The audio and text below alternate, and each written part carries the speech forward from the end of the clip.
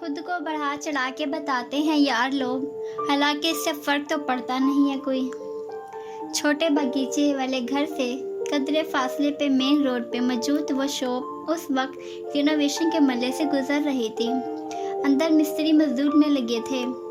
Pant کی مہک، لکڑی اور سیمنٹ کا جا بجا بکھرا لاوا، چیزوں کی اٹھا پٹک، ندرہ اس شاپ کو چھوٹا سا ریسٹورنٹ بنانے کی تیاریوں پہ نگرانی کر رہی تھی۔ ساتھ ہی گاہیں بگائے کونے میں رکھی میز کی جانب بھی دیکھ لیتی، جو 8.5 سال بعد ریسٹورنٹ کے مرکزی سٹنگ ایریا میں شامل تھی، جہاں سعدی کے ساتھ ہاشم کی بیوی بیٹھی تھی اور وہ خاموشی سے اس کو سن رہا تھا۔ ندرت اس طرف نہیں گئی تھی۔ سعدی نے بتایا تھا کہ فارس کے کیس کے سلسلے میں اسے شہرین سے کوئی کام تھا، تفصیل کو رہنے دیں، اور ندرت نے پھر پوچھا نہیں۔ شہرین ہاتھ باہم پھنسائے وقفے سے شانے جھٹک کر اور آئیبرو جھکا کر مدھم بول رہی تھی، مجھے نہیں معلوم تھا کہ آپ ہاشم بھائی سے اتنی عاجز ہیں۔ اتنی دیر سے بتا رہی ہوں کس طرح وہ مجھ پہ ٹارچر کرتا ہے، شک کرتا ہے، مارتا ہے، اب بھی نہیں لگتا کہ مجھے عاجز نہیں آنا چاہیے؟ ناگواری سے چیخ کر بولی۔ سعدی نے ہلکے سے شانے اچکائے۔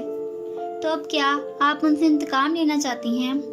وہ بھی لوں گی، اپنے اوپر کیے گئے ایک ایک ظلم کا حساب لوں گی، لیکن ابھی میں کسی اور کام کے لیے آئی ہوں۔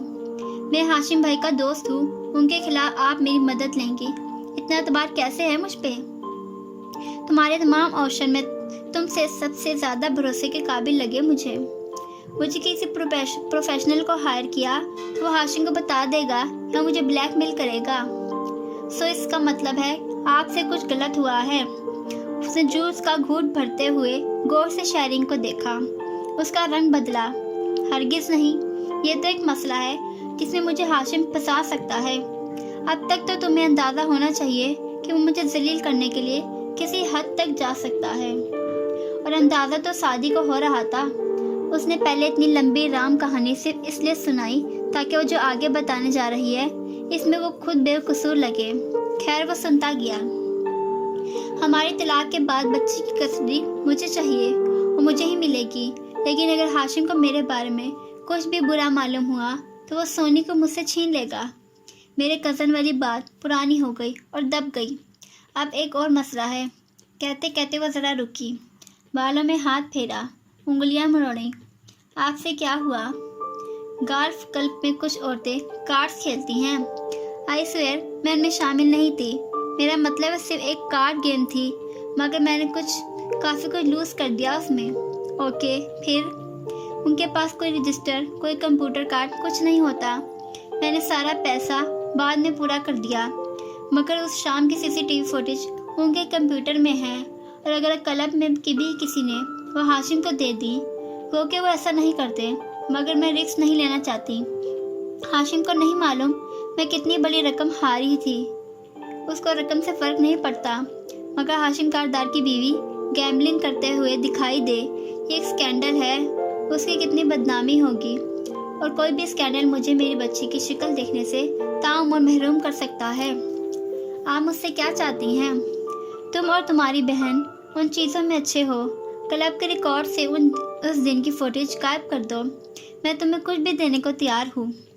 اپنی بہن کو ایسے کلب میں لے کر نہیں جانے والا، سو میری بہن کا نام آئندہ اس معاملے میں نہیں لیں گی آپ، مگر آپ کا کام کر دوں گا، ڈونٹ وری۔ کیسے کرو گے؟ وہ متعجب ہوئی۔ یہ میرا مسئلہ ہے، آپ بے فکر ہو جائیں۔ ویسے ہاشم بھائی جیسے شاطر آدمی کو دھوکہ کیسے دے لیتی ہیں آپ؟ ہر شخص کی ایک کمزوری ہوتی ہے، اس کی بھی ہے۔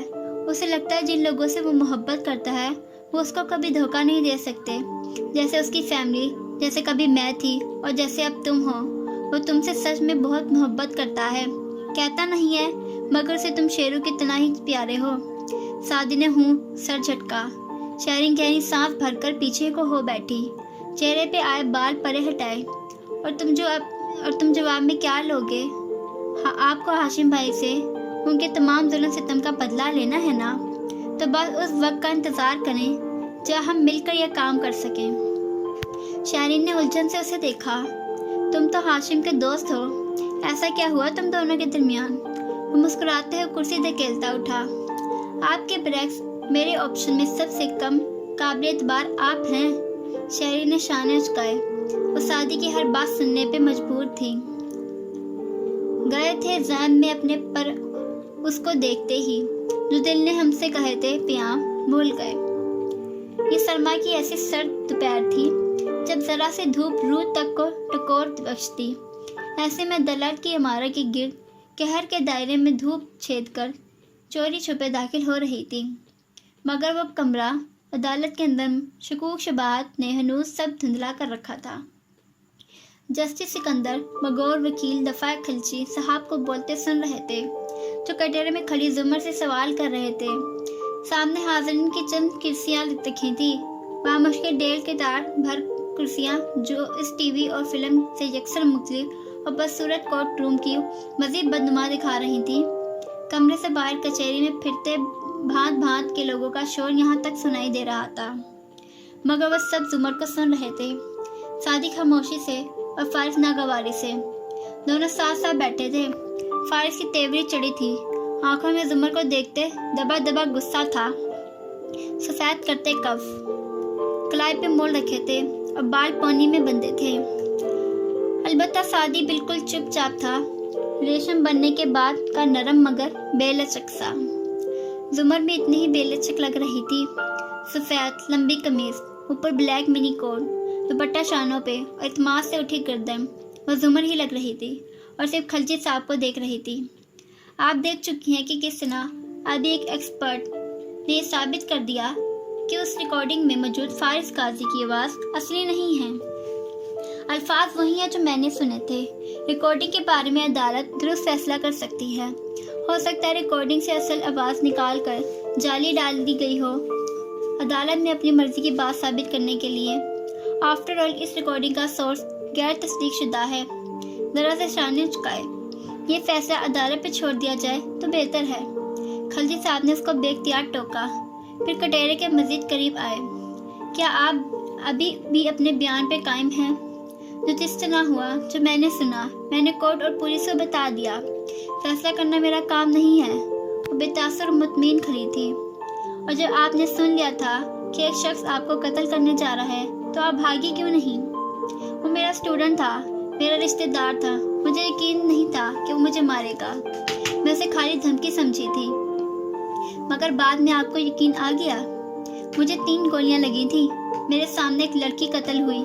क्या यकीन नहीं आना चाहिए था? वो पुरसकून ठंडे अंदाज में जवाब दे रही थी। यानी आप मानती हैं कि आपने उस वक्त गोली मारने वाले की बात को गलत जज किया और ना भागकर गलती की। भागकर कहाँ जाती? सारा रेस्टोरेंट तो ओपन था और उसके पास स्नीपर गन थी। एक कारदार नज़र सामने बैठे फारिस पर डाली। वो उसे ही देख रहा था चुभती हुई नज़रों से, और वापस खलजी साहब को देखा। उसने ऐसी जगह मुंतखब की जहाँ भागने का कोई फ़ायदा ना था। खलजी साहब ने हाथ में पकड़े कागज़ पे नज़र डाली, फिर सर उठाया, उसे देखा। जुमर साहिबा, आप कब से प्रोसिक्यूटर हैं? मेरा ख्याल है आपके कागज़ और दिमाग दोनों में तारीख दर्ज होगी। बहरहाल 3.5 साल से। मैं आपसे दरख्वास्त करूँगा कि अपने जवाबात को मुख्तसर रखिए। फिर आपको चाहिए कि आप मुझसे W क्वेश्चंस ना पूछें, यानी कि क्या, क्यों, कब, कहाँ वाले सवालात। खलजी साहब ने असल लिए बिना कागजात को फिर से देखा। 2 उंगलियों से कान की लूम मसलता फारिस आंखें सिकुड़े उसे देख रहा था। क्या ये दुरुस्त है कि आप अपने जूनियर में एक सच गया प्रोसिक्यूटर के तौर पे मशहूर हैं? बिल्कुल। और कैसा होना चाहिए प्रोसिक्यूटर को? उसने गर्दन कड़ाई। वो फारिस को नहीं देख रही थी। जुमर साहिबा, आप जानती हैं कि जब तक जुर्म साबित ना हो जाए, कानून के तहत हम फारिस काजी को प्रीज्यूम इनोसेंट कहेंगे, मुजरिम नहीं। क्योंकि आप उसे मुजरिम ही ख्याल करती हैं। बिल्कुल। सर इस बात में हिलाया। फारिस ने हूँ सर झटका। और जुमर, जब आप किसी को प्रोसिक्यूट करती हैं तो उसको मुजरिम गर्दान कर ही ऐसा करती हैं, दुरुस्त? सबूत और शवाहिद उसके खिलाफ हों तो हाँ। वो ठंडी और पुरसुकून थी। मैं आपसे फिर दरख्वास्त करूँगा कि आप अपने जवाब को हाँ या ना तक महदूद रखें। ये सवाल पे मुनहसर है। खलजी साहब ने जब्त से गहरी सांस ली और फिर उसके सामने आ खड़े हुए। कमरा अदालत में सन्नाटा छाया था। پچھلے 3.5 سال میں آپ کے پروسیکیوٹ کیے گئے کیسز میں سے قتل کے 16 مقدمات ایسے ہیں جن کے فیصلے آ چکے ہیں۔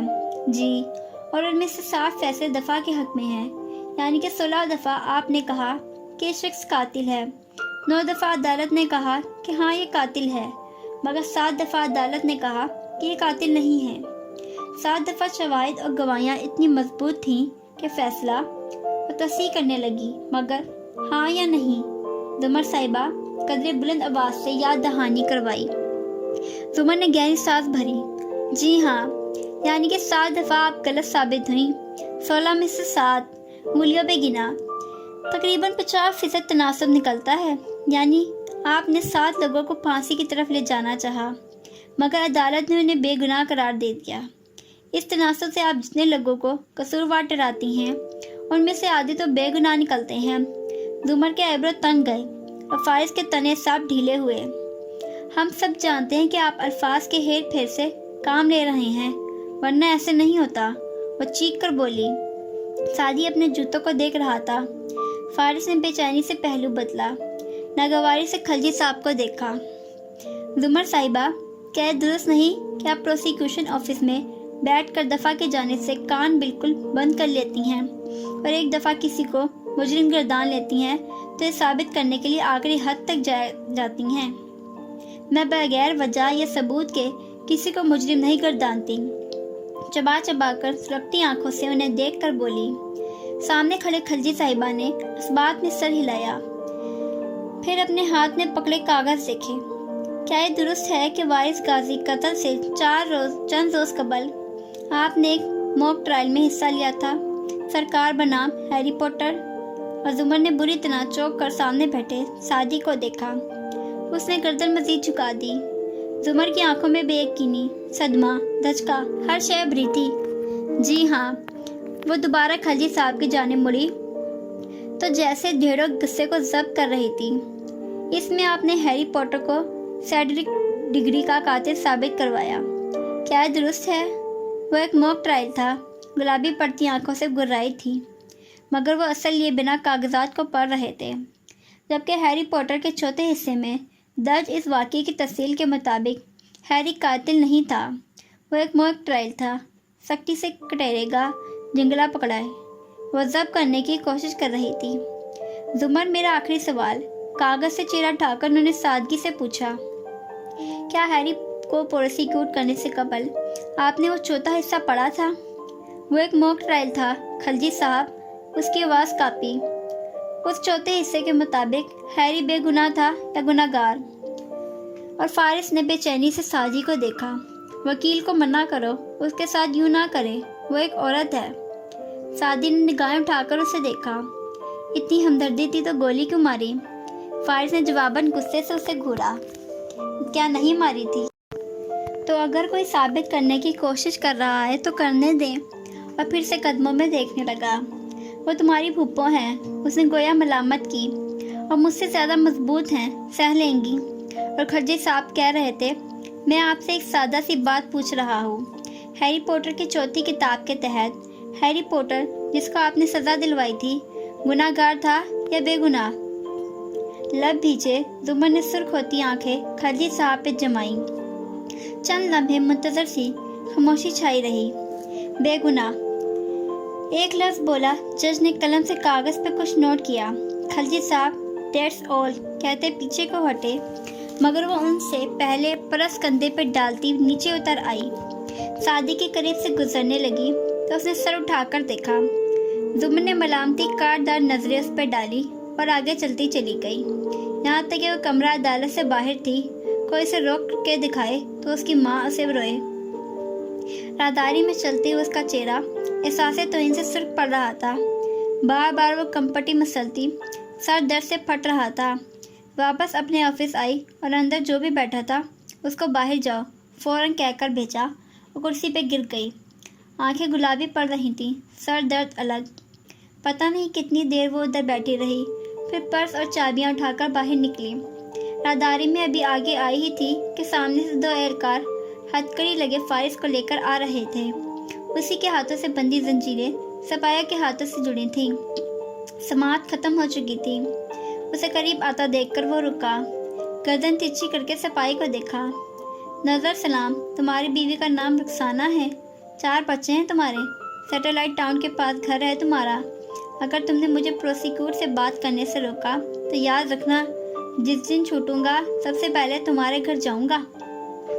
ایک کاٹدار نظر اہلکار پہ ڈالی جو بے بسی سے خشک لبوں پہ زبان پھینک کر رہ گیا۔ وہ چلتی ہوئی قریب آ رہی تھی، اسے دیکھا تو رخ پھیر کر نکلنے لگی۔ مگر آپ نے کہا آپ میرے ساتھ کھڑی ہوں گی، میری وکیل بنیں گی۔ زمر رکی، چونک کر اسے دیکھا اور وہ وسط راہداری میں ہتھکڑیوں میں کھڑا بہت ضبط سے اسے دیکھتے کہہ رہا تھا، اس ریکارڈنگ میں آپ نے کہا آپ میرا ساتھ دیں گی، حالانکہ آپ کو بتایا جا رہا تھا کہ میرے وارث کو مارا ہے۔ وہ چند قدم مزید قریب آیا، دونوں اہلکار ساتھ کھینچتے آئے، راہداری میں سے گزرتے لوگ رک کر دیکھنے لگے۔ زمر لب بھیجے کھڑی اسے دیکھتی رہی، اس کا دل زور زور سے دھڑک رہا تھا اور سانس تیز ہو رہی تھی۔ وہ 2 قدم مزید آگے آیا، انہیں غصے بھری آنکھوں سے اسے دیکھتے بولا، بھائی کو مارا تو خیر تھی، بات سننے کو تیار تھیں آپ، مگر آپ کو مارا تو اصول بدل گئے، ہاں؟ وہ چپتی ہوئی نظروں سے اسے دیکھے گئی، پہلو میں گرے ہاتھ سے پرس کو زور سے بھیجا، ضبط تھا۔ آپ نے کہا ادھر کٹیرے میں، ہتھکڑی والے ہاتھ سے کمرہ عدالت کی سمت اشارہ کیا۔ میری جگہ کوئی بھی ہوتا تو یہی کرتا، سچ کہا، مگر آپ کوئی نہیں تھی، آپ زمر تھیں۔ انگلی اٹھا کر پیچھے ہٹتے اس نے غصے اور درد سے بھری آنکھوں سے اسے دیکھا۔ آپ سے، کم از کم آج سے مجھے امید تھی کہ آپ مجھے سنیں گی، مگر آپ نے سب سے پہلے میری امید توڑی اور وہ پیچھے ہٹتا گیا۔ میں بے گناہ تھا میڈم زمر، میں بے گناہ تھا۔ غصے کی جگہ ان آنکھوں میں دکھ بھر آیا اور وہ پھر پیچھے ہٹ گیا، یہاں تک کہ وہ لوگ اسے لیے مڑ گئے، مگر اس کی آنکھیں وہ ہر جگہ نقش تھیں۔ زمر نے ادھر ادھر دیکھا، ہر رک کر اسے دیکھتے شخص کے اوپر وہی آنکھیں چسپا تھیں۔ وہ تیز تیز چلتی دوسری سمت بڑھنے لگی، اس کا سانس اب بھی بے ترتیب تھا اور آنکھوں کا گلابی پن بڑھتا جا رہا تھا۔ گھر آ کر اس نے ابا صداقت کسی سے کوئی بات نہیں کی، کھانا بھی نہیں کھایا، کمرے میں بند ہو گئی، ڈاکٹر کی اپائنٹمنٹ پہ بھی نہیں گئی، بس بستر پہ چت لیٹی چھت کو گھور رہی تھی۔ پھر شام ڈھلے اسٹڈی ٹیبل پہ آ بیٹھی اور کچھ فائلز کو پڑھتی رہی۔ رات دیر تک اس کے کمرے کا یہی منظر رہا، کب صرف فائل پر رکھے سو گئی اسے پتہ بھی نہیں چلا۔